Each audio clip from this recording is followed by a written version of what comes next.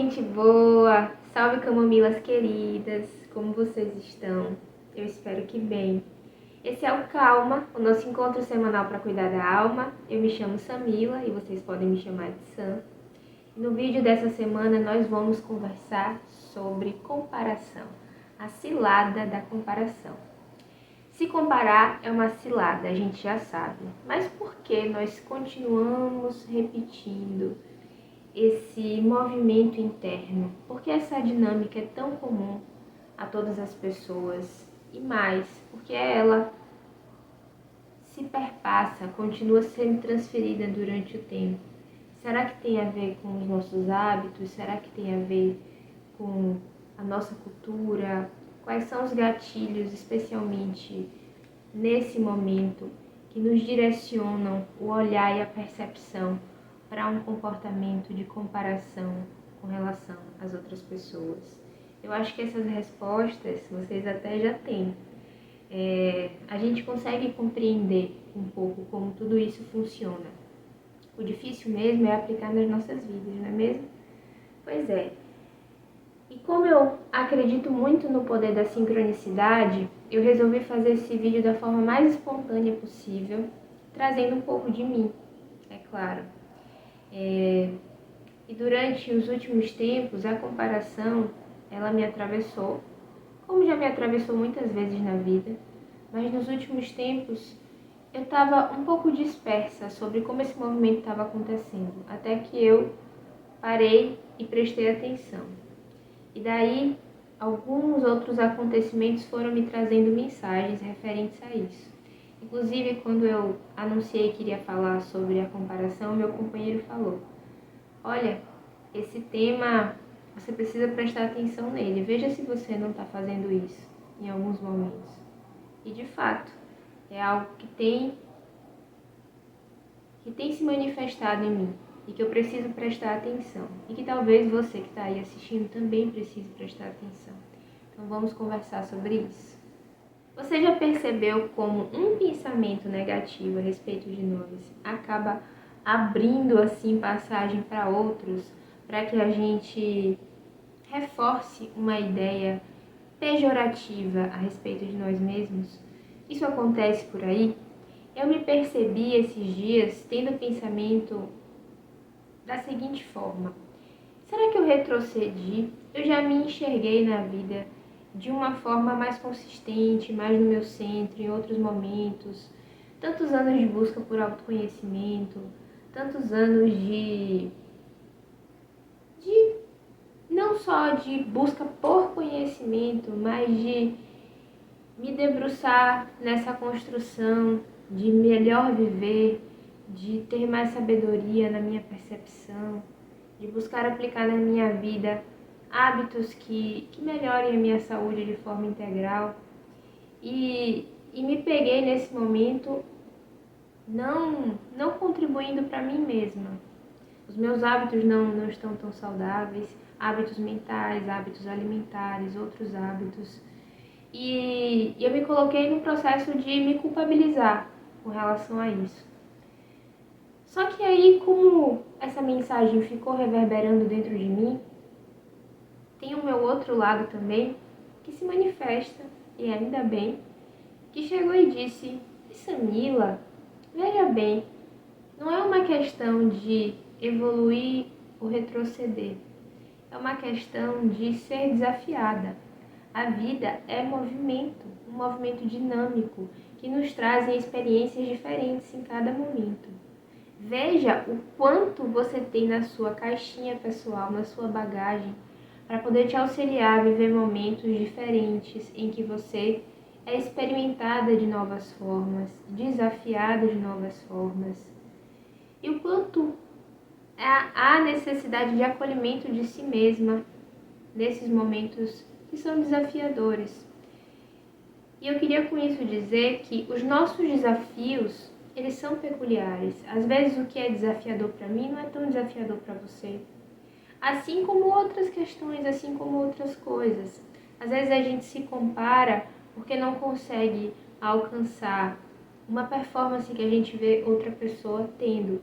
Seja no trabalho, seja em hábitos mesmo, no cotidiano, especialmente com o gatilho das redes sociais. A gente acorda, abre o celular, e aí quando a gente vê aquela pessoa que já acordou 5 horas da manhã, que já fez exercício físico, já tomou um café saudável, que já foi trabalhar, já encontrou o amor, que já produziu, o que acontece na gente?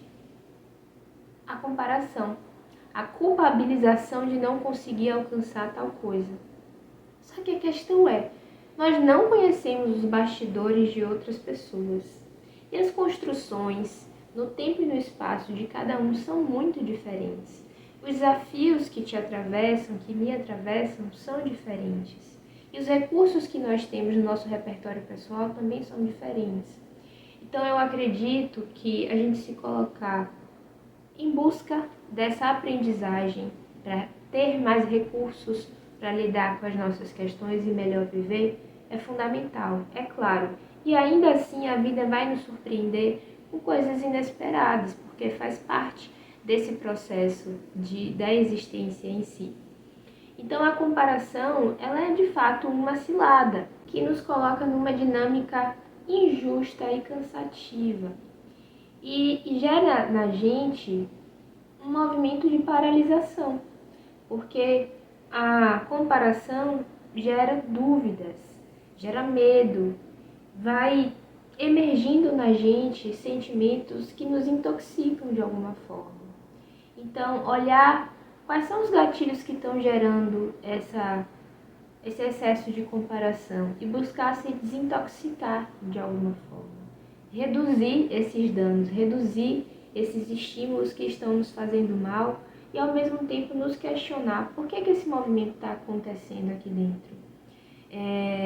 Eu parei para pensar também, esses dias, sobre o fato de que, além me comparando comigo mesma, além dos momentos na vida serem diferentes, imagina se eu experienciasse coisas que eu vivencio agora, há tempos atrás, quando eu estava me sentindo mais plena, de certa forma. Muito provavelmente eu não conseguiria dar conta.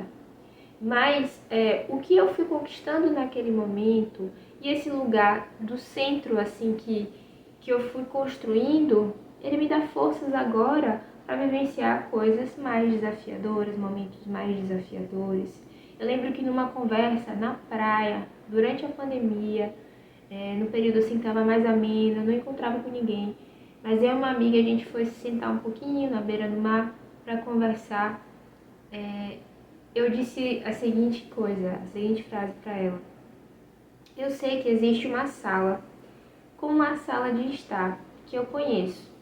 Embora às vezes eu não esteja nessa sala, eu esteja em outros cômodos da casa, eu esteja fora dessa casa, eu sei que essa sala existe e que eu posso encontrar caminhos de retornar a ela. Então eu acho que quando a gente, nessa nossa busca, encontra essa centelha divina, encontra esse lugar fortalecido, único dentro da gente, mesmo que a gente só veja uma luzinha nesse nosso lugar íntimo, essa nossa sala interna, eu costumo pensar em mim, né? Na minha integralidade como uma casa mesmo. E daí, nessas sincronicidades, uma outra amiga, chegou pra mim essa semana e falou assim: Sam, se lembre que uma casa não se constrói da noite pro dia. E aquilo me arrebatou, porque era como se fosse o que eu precisava escutar naquele momento para me fazer compreender que a sala, ela surge como se fosse o nosso centro, né? O centro dessa casa. Mas existe toda uma construção que precisa ser feita em volta. E isso não acontece da noite para o dia. Mas pense na importância e na força que a gente ganha no processo de construção dessa casa.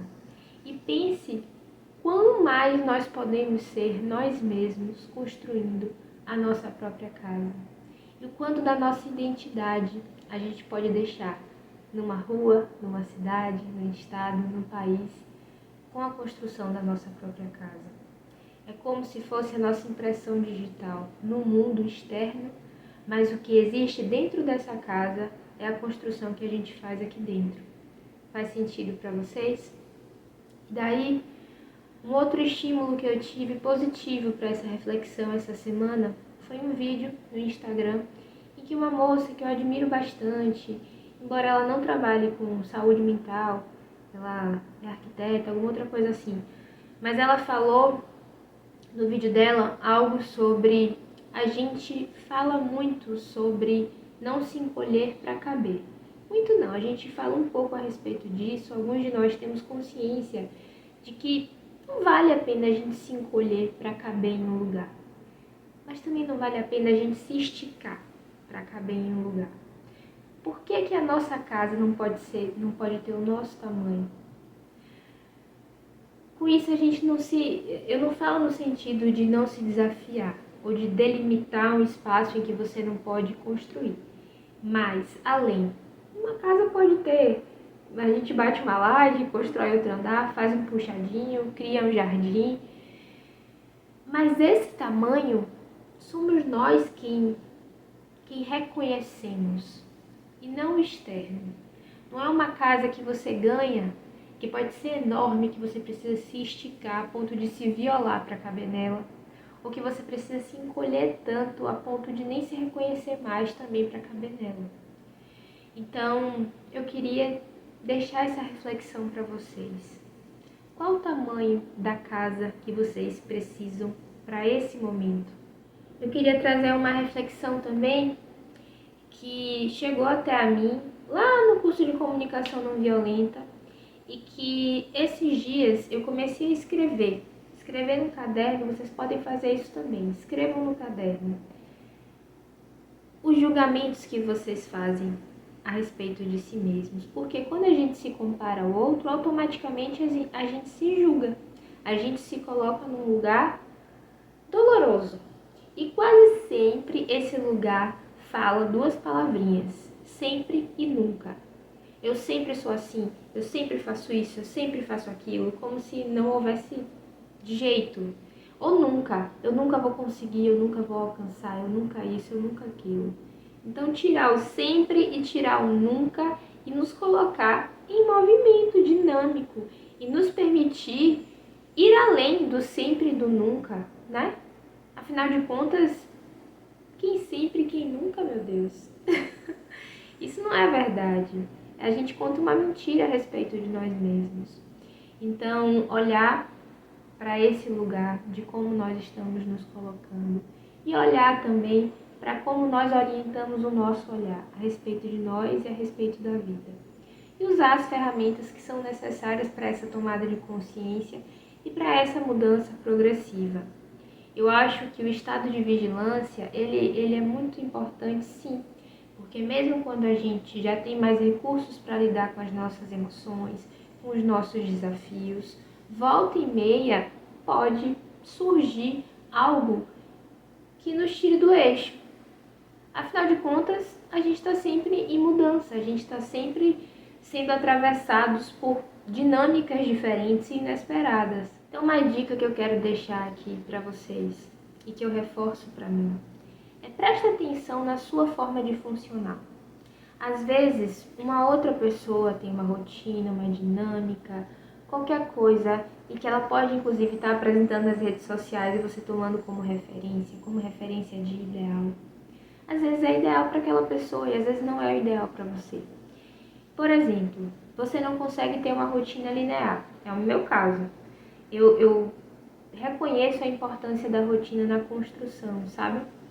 De qualquer coisa, de um saber, de um aprendizado, de tudo. Ao mesmo tempo, às vezes a forma da rotina ela é diferente, porque vai de acordo com as suas características particulares. Então, isso também faz parte do processo de autoconhecimento. Quais são as suas peculiaridades, quais são as suas características únicas, inclusive olhar para essas características positivas, para utilizar o que a gente tem como recurso mais natural, ainda que a gente aprimore, em benefício de nós mesmos. E olhar também para as nossas dificuldades, buscando gerir essas dificuldades, ou buscando aprimorar, buscando melhorar, buscar um aprendizado mesmo, para saber lidar melhor com as nossas questões mais difíceis. E no mais, existem aspectos que a gente vai melhor, existem aspectos que nem tanto, a gente busca cuidar desses outros aspectos. Existem fases da vida também, que às vezes tudo está um pouco mais linear, outras que está um pouco tudo mais ondulado.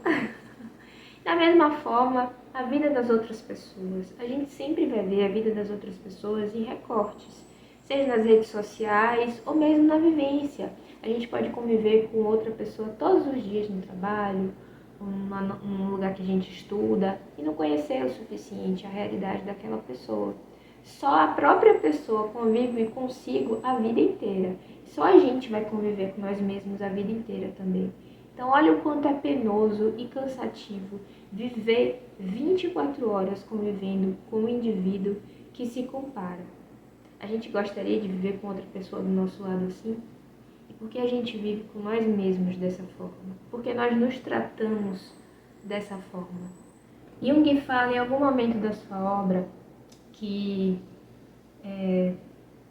um terapeuta, uma pessoa que se coloca em trabalho nesse sentido, não pode levar alguém a um lugar que ainda não conhece.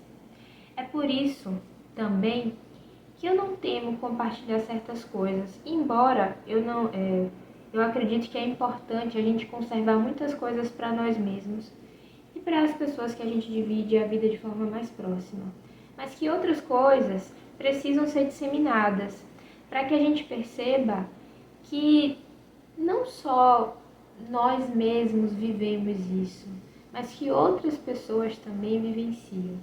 Às vezes, você que está aí do outro lado é uma referência para mim, às vezes eu sou uma referência para você, mas olha em quantos pontos a gente não se comunica, olha quantas coisas não dói ou gera um acalanto, gera alegria aí que também não gera em mim. As nossas necessidades se aproximam em muitos lugares, elas são semelhantes. Por isso, idealizar a nossa vida com base na vida do outro não vale a pena. E para finalizar, eu queria deixar aqui a dica também, para que vocês possam escutar, mas eu trago como mensagem essa música de Danny Black, que ele canta junto com Milton Nascimento e diz assim: eu sou maior do que era antes, estou melhor do que era ontem. Eu sou filho do mistério e do silêncio. Somente o tempo vai me revelar quem sou.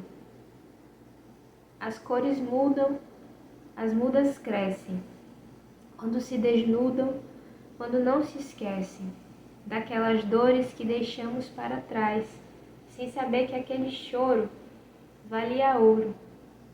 Estamos existindo entre mistérios e silêncios, evoluindo a cada lua, a cada sol. Se era certo ou se errei, se sou súdito ou se sou rei, somente atento à voz do tempo saberei. Tchau, tchau, gente.